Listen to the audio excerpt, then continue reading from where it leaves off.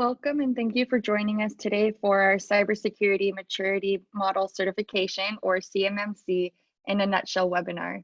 With the CMMC framework being rolled out this year, this is a great time to deepen your understanding of what to expect and to start making preparations for compliance in the coming year.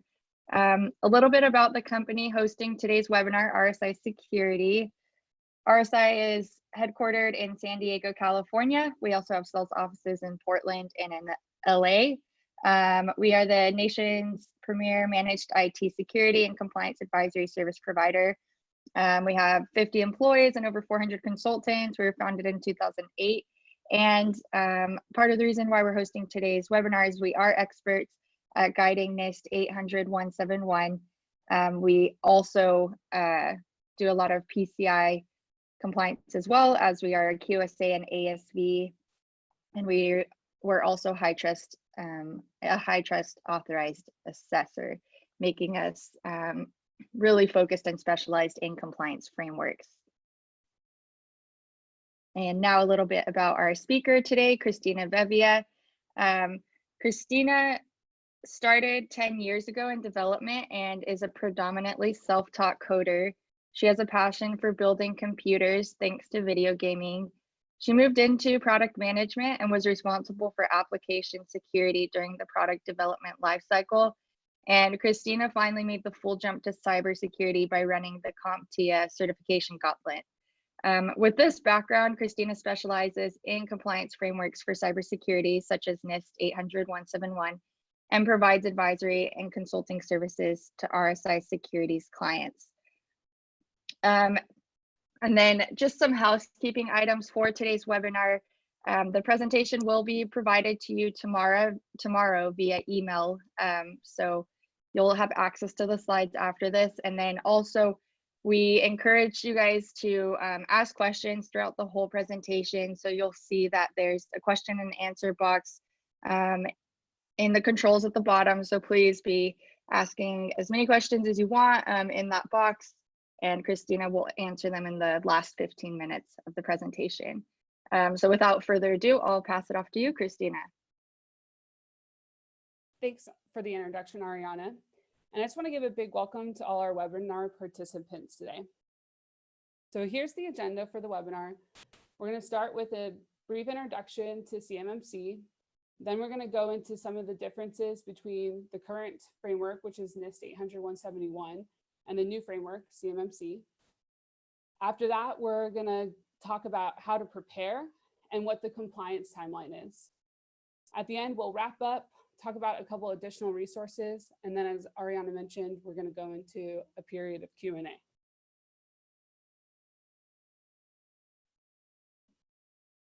So what exactly is CMMC and who is it for?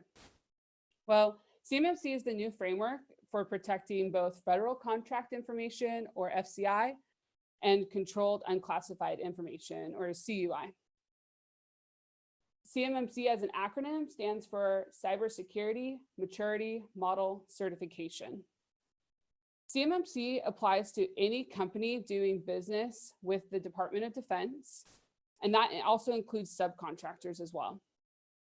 Essentially, anyone who stores, processes, or transmits either federal contract information or controlled unclassified information are going to have to comply with CMMC. And we're going to discuss later what types of data is considered FCI or CUI, so definitely stay tuned. CMMC isn't exactly brand new.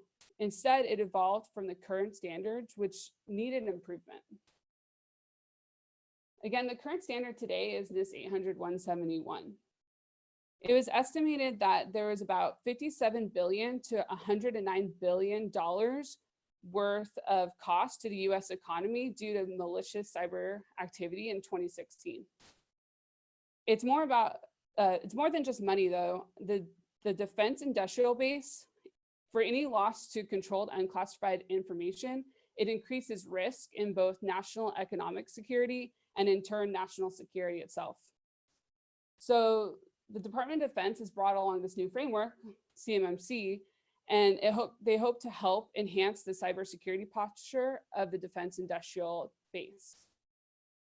They're going to require that third-party assessors actually verify that contractors and subcontractors are in compliance. So that's going to help as well.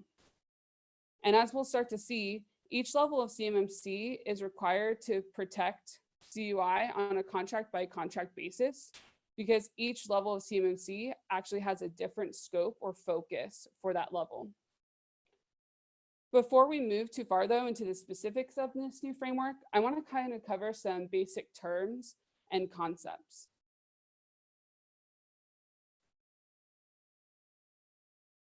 CMMC as a framework is made up of domains, capabilities, and practices.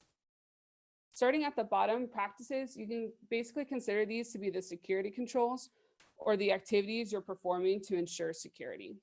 An example of that, as seen on the screen, is limit information system access to authorized users.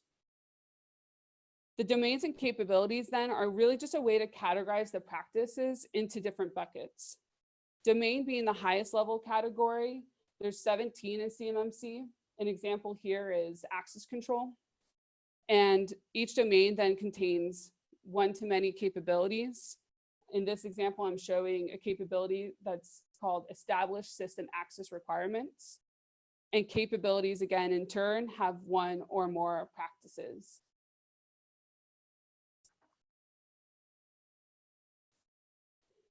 CMMC is more than just practices, though. It also includes processes that apply to all the domains within the framework. There's a total of 5 processes in CMMC, and we're going to go into all of them in detail. A process is basically the way that an organization is ensuring effective implementation of all the practice activities. Examples from CMMC include establishing policies or documenting procedures. With CMMC being a maturity model, the applicable practices and processes increase at each level of the maturity model, which brings us to what exactly is a maturity model. A maturity model is the benchmark of the best practices and standards that an organization should be trying to comply with. Maturity models often contain levels to evaluate the progression of an organization, and it's very similar to the stages of life.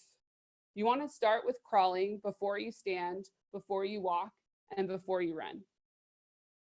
Organizations are going to evaluate their current capabilities against this benchmark, and then they're going to use the progressive levels as kind of a prioritized roadmap to achieving full CMMC compliance at level 5.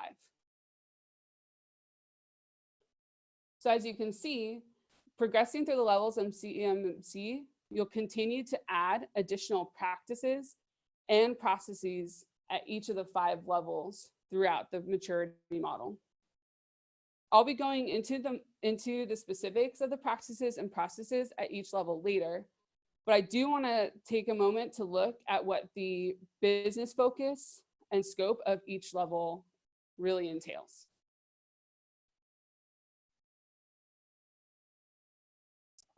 Starting with level 1, we're basically focused on safeguarding the federal contract information.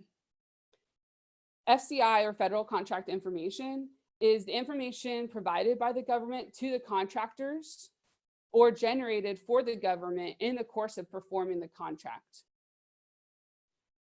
If you're a contractor who does not store, transmit, or process CUI itself, you'll only need to be certified at this level, which protects the contract information alone.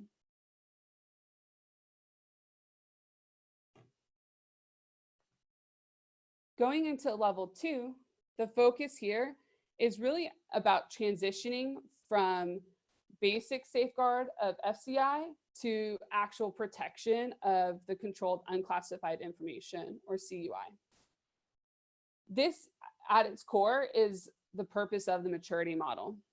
It's a big step from the controls and the practices that are implemented in level 1 to the full set of practices implemented in level 3 when you start protecting CUI. So because of that big jump, the DoD is allowing a transition step in between that outlines progressive way to get to the end goal. If you don't know what controlled unclassified information is, this is pretty much any government information where there's some kind of law, regulation, or other government-wide policy that dictates the information needs to be safeguarded. This information may be created by the government, or it could be created by the contractor on the government's behalf. Some examples include military personnel records, federal budget information, or controlled technical information, which is technical information with military or space application. If you're not already aware, there is a registry that provides categories of CUI, and we'll provide a link to this registry as part of our follow-up email.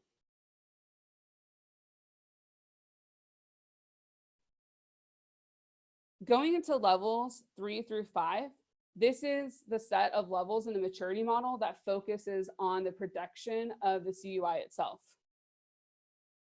At each level, you're increasing the protection, and that is done through adding the additional practices and processes.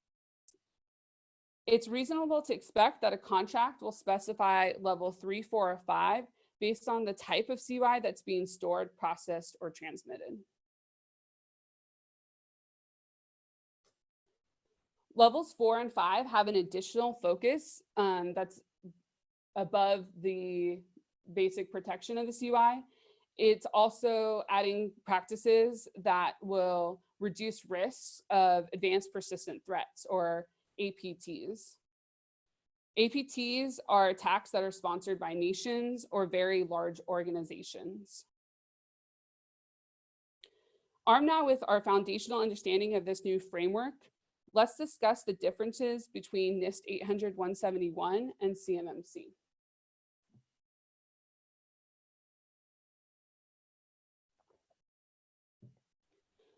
Right away, you'll notice some pretty obvious differences between the current framework and the new framework. NIST 800-171 has a total of 110 requirements that are intended to have documented policies, procedures, and processes in place for all requirements. Anyone storing, processing, or transmitting CUI, there's a requirement to comply with all 110 of those NIST 800-171 requirements. On the other hand, CMMC has this maturity model now for the processes and increasing the practices based on those levels.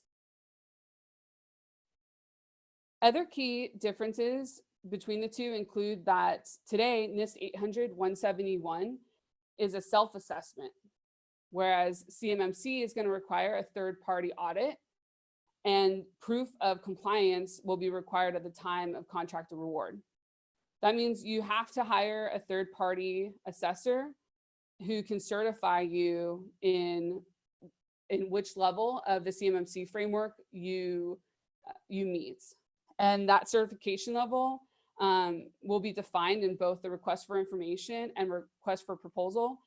And it's expected that you have that certification before you actually then begin bidding on either of those steps of the process. So looking at these key differences, some of you may wonder if there's actually less security for CUI because of this maturity model and these multiple levels. But I can assure you that's definitely not the case. Since levels 3 through 5 focus on the security of CUI, we can actually look at the breakdown of practices included in each level, and we'll see that the same NIST 800-171 security controls are in place on all levels, 3 through 5, and there's actually going to be new additional levels. So let's take a look here. So starting at the bottom, level 1 actually only is requiring 17 practices. All 17 of these can be found in NIST 800-171 today. As you begin the transition step to protecting CUI, level 2 adds an additional 48 NIST-based practices to that 17 for a total of 65 NIST-based practices. You also see here that includes 7 practices that are actually based on other frameworks, not just NIST 800-171. By the time you get to level 3, all 110 NIST 800-171 requirements are CMMC practices as well. From here, additional practices are added at every level, ending with a total of 171 CMMC practices in level 5. As a quick reference, I've listed out some of the other sources CMMC used in their practices. You can see a full mapping of these sources in the CMMC model version 1.0 appendices PDF. It's in Appendix E of that document, and it's provided by the Department of Defense. The maturity model isn't just about the practices though. The processes also build at every level. So we can see here that in level 1, it requires minimal to no maturity in processes. You're just expected to be able to provide proof that you're performing the 17 practices. All the way up through level 5, they start to add processes where by the time you get to level 5, you're actually optimizing those standard practices across the entire organization. All in all, CMMC has a total of 5 processes, and the first 2 are introduced in level 2, known as the documented process level. And each level thereafter introduces an additional process to get us to the total of 5 processes. This is how the levels look when combining practices and processes. As I mentioned, level 2, there is where the first 2 processes are required, which are documented policies and documented practices. Or really how you can look at the documented practices, it's the procedure for the implemented practices. As we are progressing through the levels of the maturity model, you can see the additional practices and processes will need to actually be implemented at every step. Additionally, any new process added needs to cover previously implemented practices. So for example, while level 1 does not require documented policies, level 2 will require those documented policies. And those policies have to cover all level 1 and level 2 practices, which is a total of 72 practices. When you move on to level 3, the additional 58 practices that are added, you'll need to go back to your documentation created in level 2 and add those additional practices. So your documented policies and documented practices cover all 130 practices in level 3. It's really important to understand that you have to be compliant with all practices and all processes of a level to be certified in that level. So let's say, for instance, you've implemented all level 3 practices. That's great. You are compliant with 130 practices for security of CUI. And of course, you've documented those policies and practices for all those level 3 practices, which is the level 2 process requirements. But if you have not implemented your level 3 process, which is the managed plan, you're actually only eligible to be certified in level 2, despite the fact that you've implemented all 130 level 3 practices. So practices and processes go hand in hand when determining level certification. So let's go ahead and look at the requirements of these processes and how we can prepare for CMMC. Preparation should definitely follow this maturity model. It's there for a reason. So you want to take a phased approach.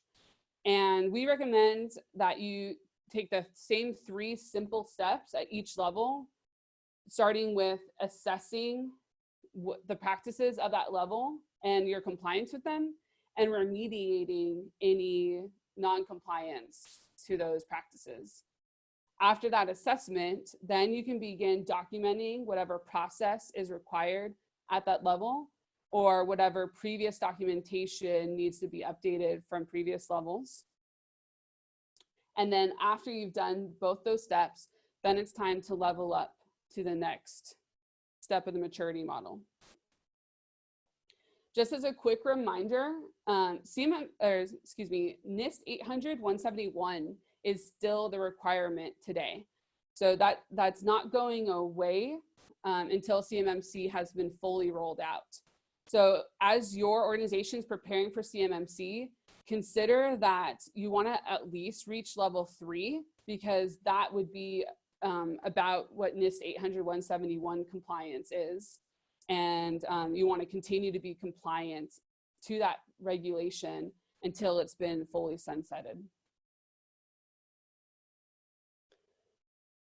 The first step in determining your current posture against a CMMC level is assessing your compliance to the practices and processes required for that level. So how do you determine compliance?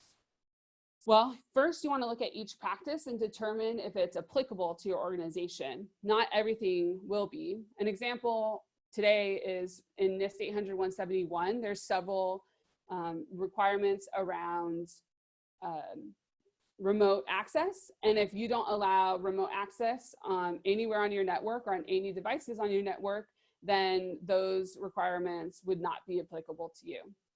Same goes for wireless networks. If you don't have a wireless network, you don't allow wireless access to any of your networks, then you would not have to worry about the requirements for securing wireless networks. So that's definitely step one, because it can scope down the number of policies and procedures that you have to worry about. From there, once you've determined what is and is not applicable to you, you want to consider, are you fully compliant to that practice, partially compliant to that practice, or completely not compliant at all? In that case, for resources determining which level of compliance you're at, you got a couple of options. CMMC is released as part of their appendices PDF, Appendix B, which goes into great detail about each practice. I also really like what NIST 800-171 has, which is a self-assessment reference guide, which asks simple questions to help step you through and determine whether or not you're compliant with an item. So that would definitely work for your NIST 800-171 items that you're still required to be compliant with today. And of course, security advisory and consultant services can also help if your organization doesn't even know where to begin or does not have the expertise within the organization to help make those determinations. For any partially or not in place items, you'll need to come up with a remediation plan for becoming compliant. And this is best documented in a plan of actions and milestones, also known as a POEM, which is basically a type of document which outlines your plan to achieve compliance. While this is the first step of every level, we cannot forget that documentation is part of the compliance as well. So starting with level 1, let's step through how to prepare each level.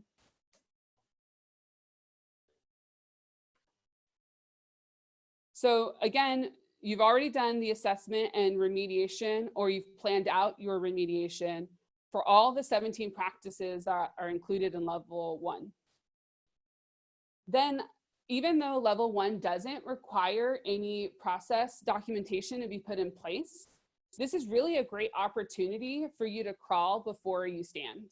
And consider this kind of like a warm-up opportunity. You only have 17 practices. Level 2 has 72 practices. That's a huge jump.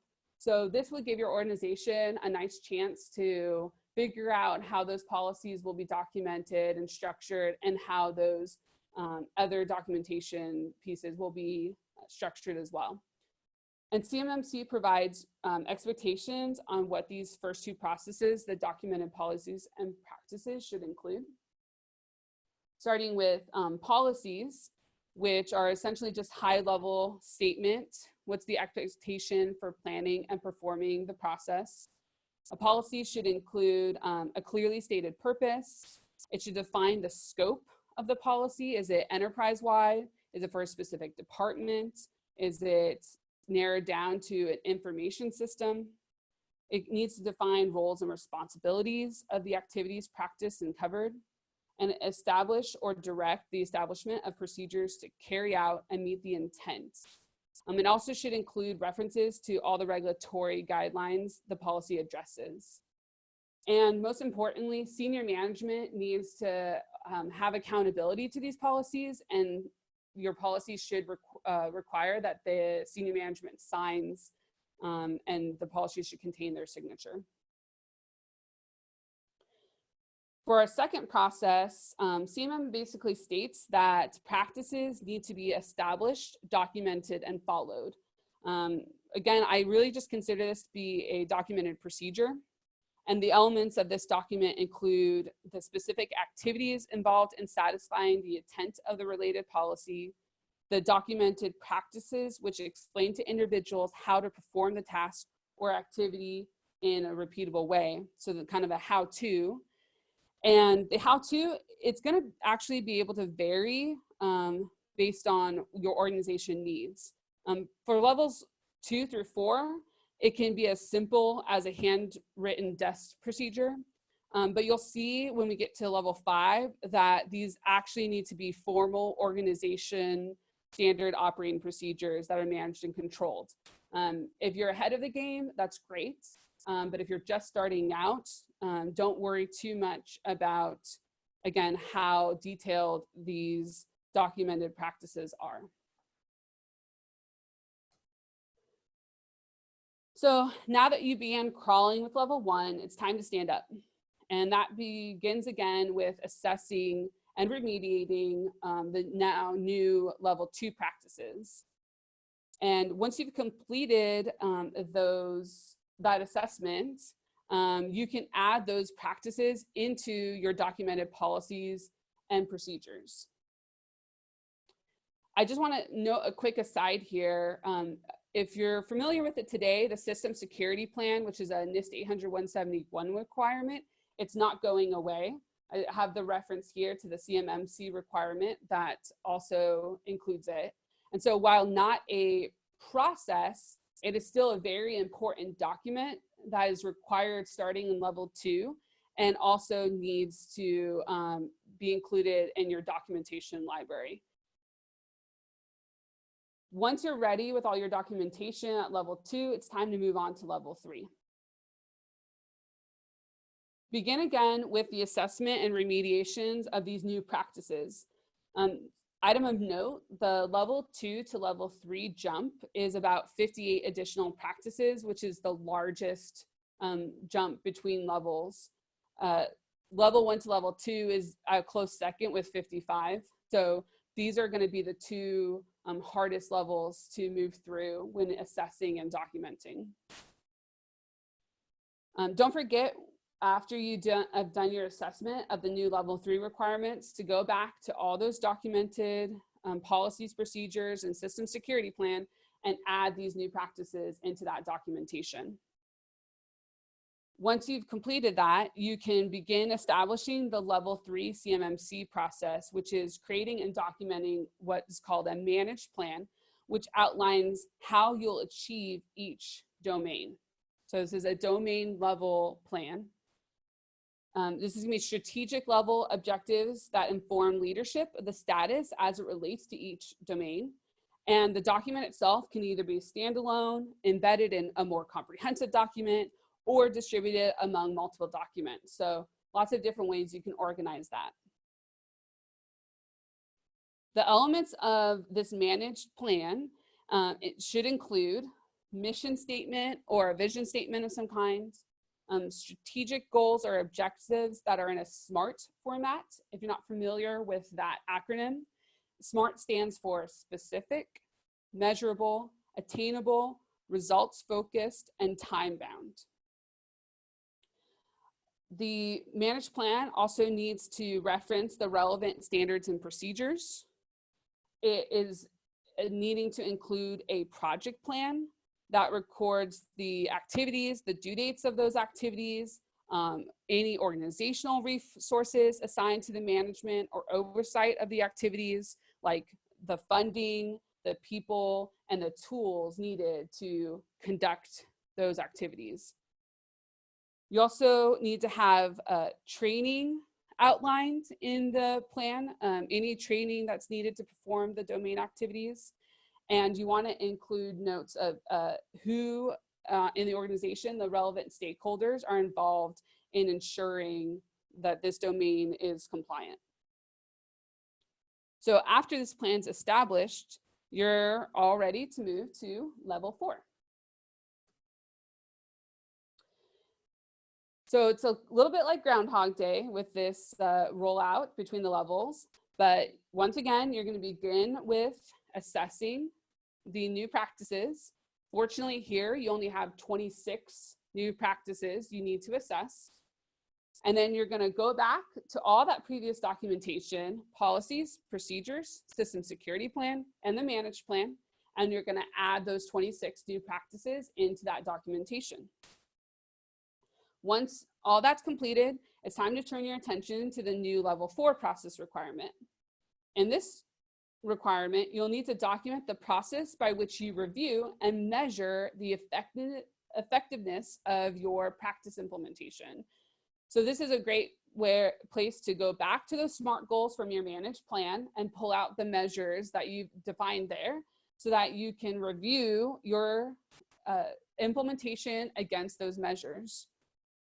And as necessary, you're going to need to document any corrective action when you're not meeting the goals of your plan. So as part of this review process, there's a couple different items that need to be here. You need to establish any appropriate metrics and measure appropriate attributes. This can be qualitative or quantitative. Higher level managers above the immediate level of managers responsible for the process must participate in the review. So it can't just be the ones responsible, it has to be their bosses as well. You want to identify any problems or deviations from the plan and document corrective actions and track those to the closure of the corrective action. These reviews should be both periodic and event-driven, and the process should include status reviews of all the activities that have been documented.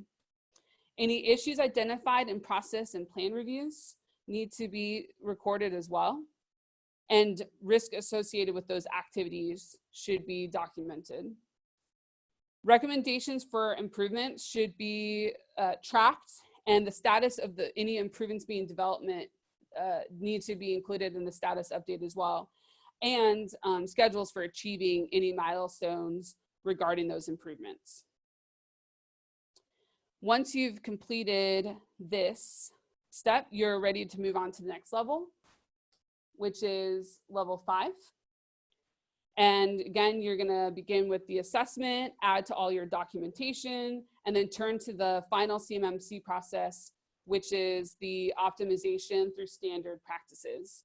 So this is rolling out standard practices organization-wide, and they need to be managed and controlled in a process asset library and include a review process by which any changes or updates are made after the review process. Organizations should document lessons learned from planning and performing these practices, and improvements should be submitted for inclusion in the standard procedures. A documented standard practice may include a practice description, practice activities to be performed, process flow including diagrams, inputs and expected outputs, performance measures for improvement, and procedures for process improvement. And there we have it, the 3, quote, simple steps to achieving CMMC compliance. If only it were actually that simple though. If you're a little bit overwhelmed, I have one last thing for you, which is what is the timeline for compliance, which I'm sure is everyone's top of mind. Well, in January, we had the release of CMMC version 1.0, so it's still pretty new framework with the information being just a couple weeks old. And we also had the establishment of what's known as the CMMC Advisory Board. That board is the governing body that's going to ensure that assessors and third-party assessor organizations have the appropriate training and accreditation to conduct any CMMC certifications.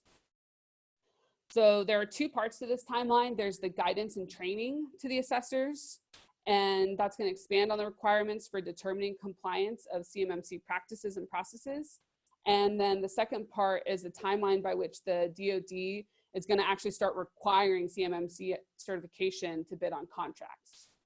So quickly looking at the first part, you'll see it's broken down into two pieces. First, here in Q1, the DoD is expected to provide the advisory board with the guidance and training that they will need to then pass along to the third-party assessors. And so the best information the advisory board's provided at this time is that they're gonna do that ASAP. So it's good to mention here that no organizations at this point should be claiming they can conduct a full CMMC assessment.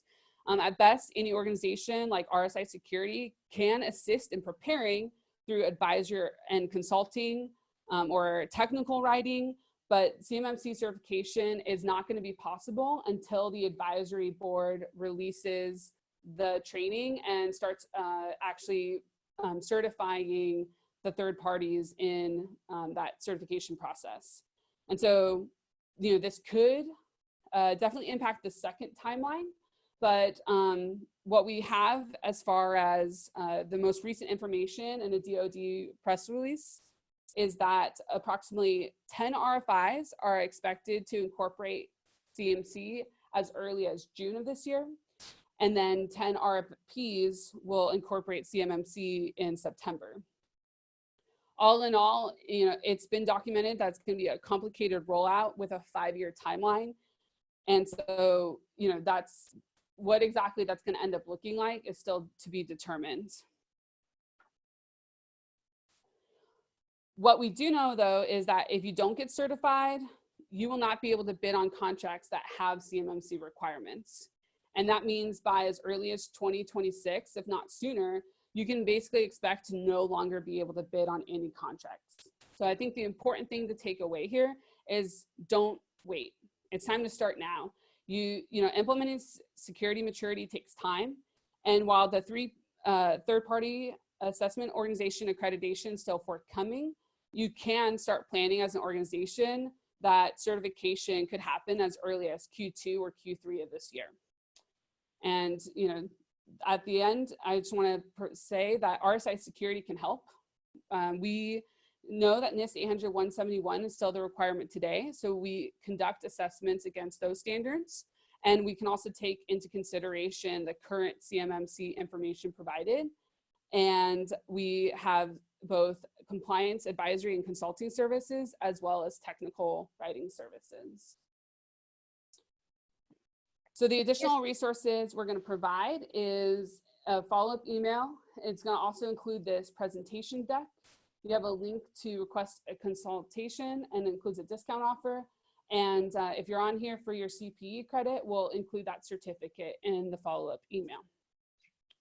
Hey, Christina, I'm just going to hop in really quick and mention something on that last slide with the resources. So as Christina mentioned, we'll be emailing those out tomorrow. For those of you who joined the call via phone call, we can't see who you are, so you may not get the CPE certificate. So if you want to just email marketing@rsisecurity.com if you need that CPE certificate, we can get that sent over to you. And then also as a thank you for attending today's webinar, we're actually offering a 10% discount on our NIST 800-171 compliance advisory services through the end of March. So if you're looking to get some help, that's definitely something that you might want to take advantage of.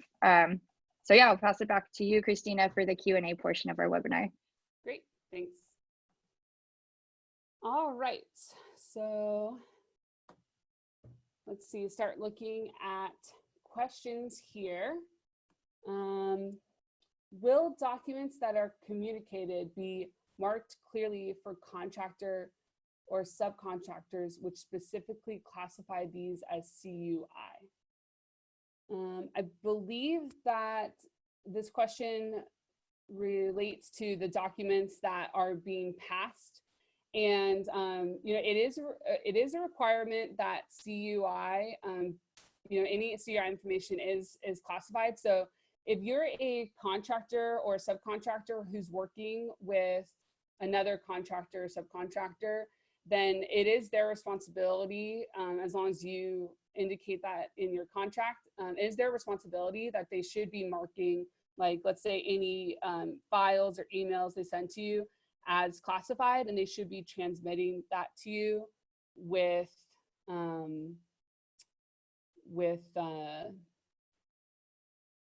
encryption. Let's see, next question.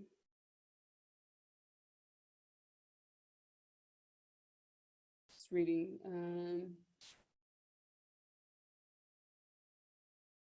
Question here, if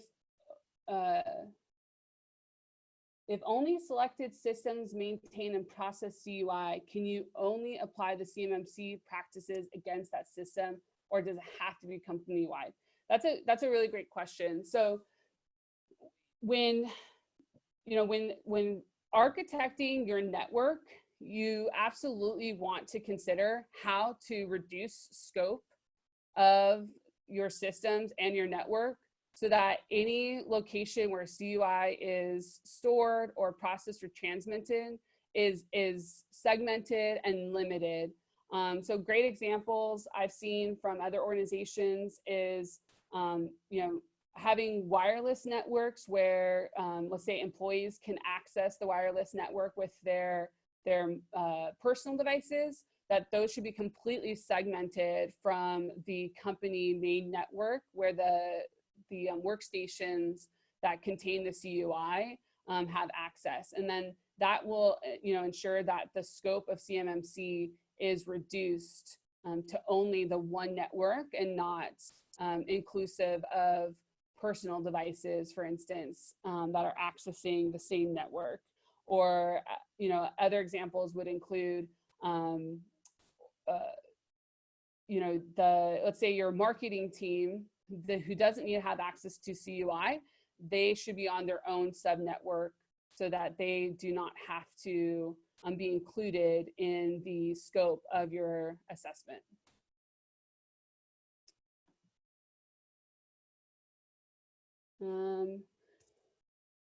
Question about recommendations for possible process asset library services. That is a good question. I don't have any off the top of my head, but we'll make a note of that. And if we can provide an answer, we will include that in the follow-up email. Let's see. Next question, do you have a link to the government press release you referenced? Yes, I will provide all the sources that I used in the presentation today, along with the presentation that we're going to email out tomorrow.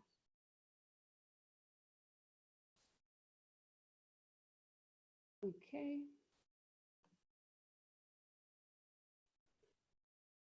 Somebody else asked, how is it going to affect companies not related to the DoD or contractors to DoD?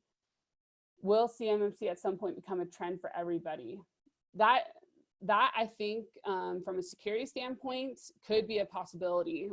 While CMMC right now is something that was created by the DoD for the scope of the federal contract information and the controlled unclassified information, I think when we look at compliance frameworks across several different governing bodies that are used anywhere from healthcare to government contracting, those are all starting to introduce this idea of having maturity levels and realizing that people need to step up through.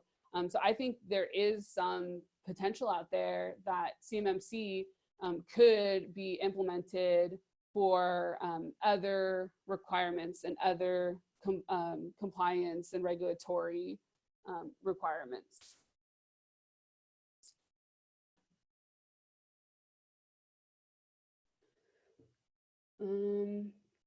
Next question, can security control answers be used as process statements? I think what's being asked here is if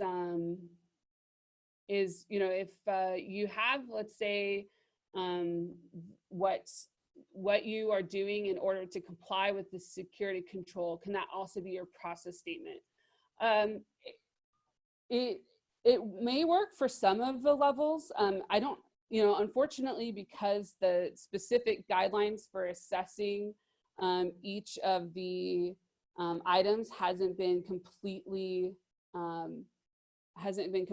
provided yet to the third parties. I can't say for certain until we have those details, but based on what I've read in the appendices, there can be very simple, process statements for the first couple levels, and then that's going to need to eventually grow when you get to level 5, and that that needs to expand and include all of those elements that we were discussing. So, that's something that I think is just gonna, have to wait to be fully answered until they've trained the third-party assessors on exactly what they're looking for in all of those documents. Let's see. So next question. How does CMMC compare with the PhysChem compliance evaluation of NIST standards? I am not entirely sure yet on that. I'm gonna have to look up the answer on that, and if possible, include that in the follow-up email. So I'm just gonna make a note of that.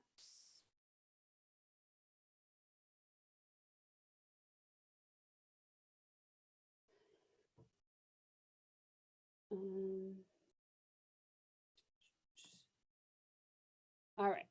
So I'm gonna ask, can companies leverage cloud services already meeting 171 and I'm guessing essentially be CMMC compliant by that? Yeah, I think, this would depend.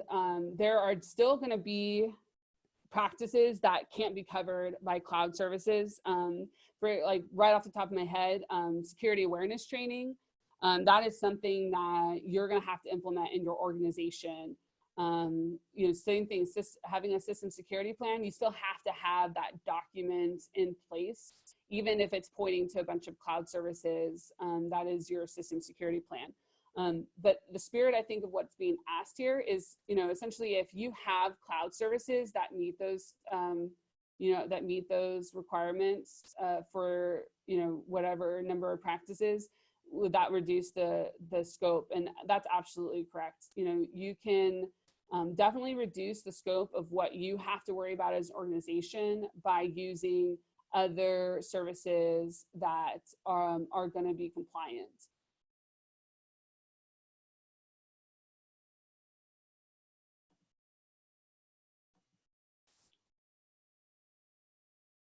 Let's see. Are there any more questions I can answer?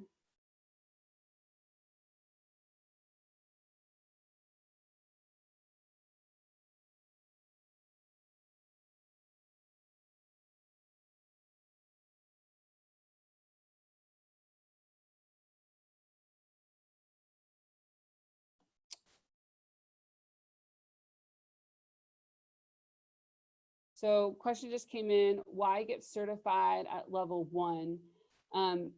If, again, if the scope of what you do as a contractor is limited to just the federal contract information, then level 1 is all you'll need for certification. And so this is essentially like, I mean, I think a great example would be if you are manufacturing like a physical good, you are still a contractor, and therefore the information that you have as part of the contract process, it needs to be protected, and that's the federal contract information, the FCI, and so that would be level 1.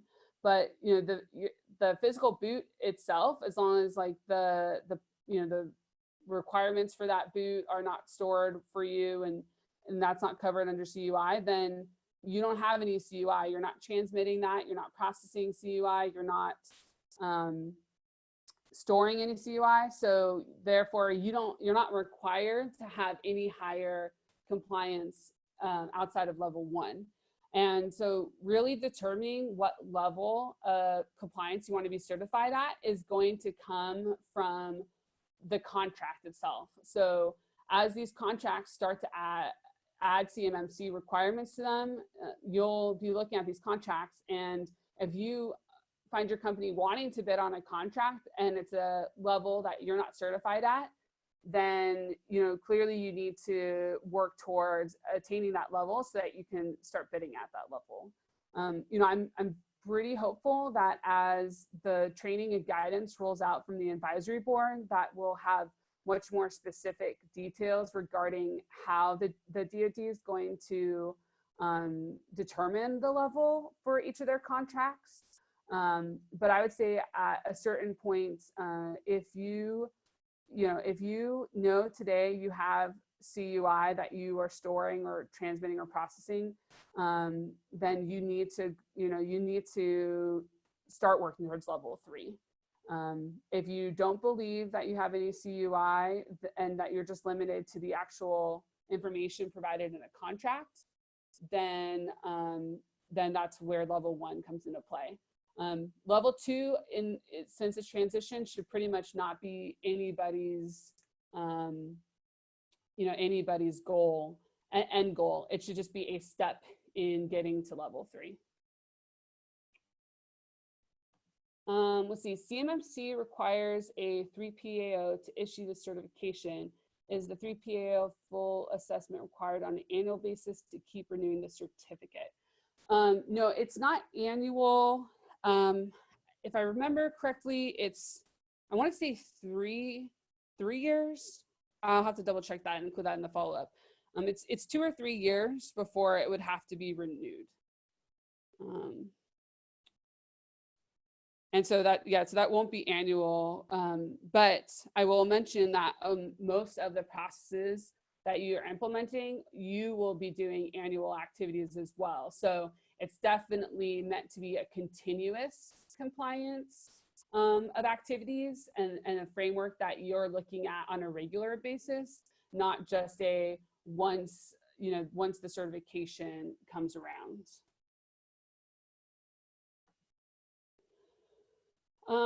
For next, somebody already answered that question.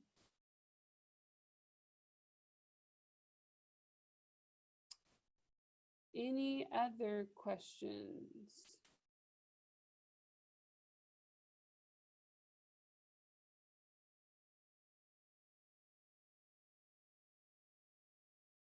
Oh, here's another one.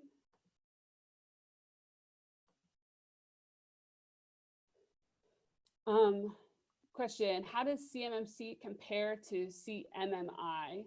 If you're already CMMI level 3, what would it take to become CMMC? So for anyone not familiar, CMMI is another maturity model that's available. I don't have the specific analysis in front of me that compares CMMC to CMMI. But I can definitely look into that as well and see if we can't include that in our follow-up.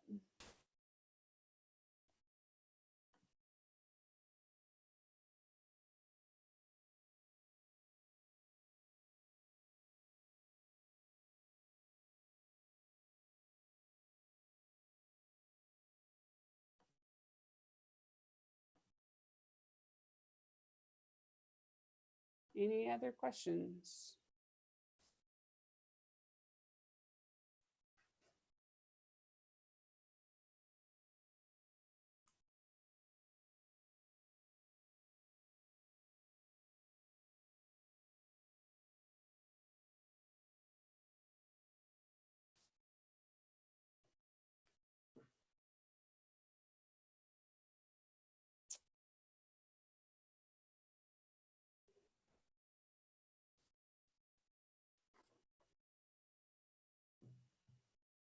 All right, well, while we're waiting to see if anyone else has any last minute questions, I do want to mention a couple of the additional resources that I will be providing in the follow-up email. If you haven't yet read them, the DoD has provided on their website 3 separate documents. The first 2 are rather short, so definitely worth the read. This is going to be the briefing of the CMMC model, which is basically a presentation. So it outlines a lot of the same stuff I've discussed today, but it's good reinforcement. And then the actual CMMC model version 1.0 is also a really good item to read through. And it's a little bit long, but not as long as the third document that I've mentioned a couple of times, which is the appendices. Within that, it's somewhere around like a 300 to a 400 page document.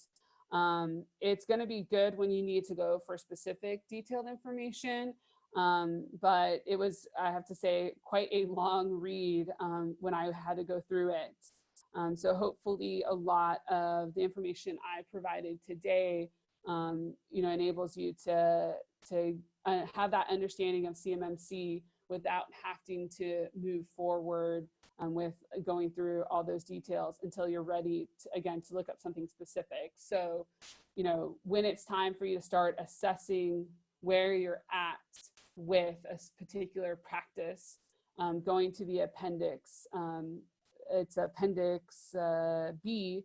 It's going to provide several descriptions and clarifications about what a process or practice actually entails, so that you don't have to necessarily read through all of those, except just in time for progressing through the different levels. So those are 3 really great documents. And then, as I already mentioned, any other sources to press releases or articles that I've included, including a link to the FAQs on both the Department of Defense site and the CMMC Advisory Board site, will also be included. And so I know on the Department of Defense, the Advisory Board site, you can actually sign up to get updates as those come out.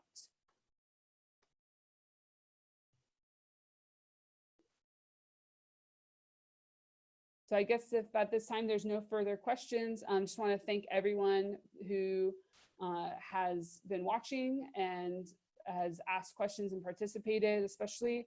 And if you have any follow-up questions, please don't hesitate to reach out to RSI Security for your consultation, and we'd be happy to address those questions.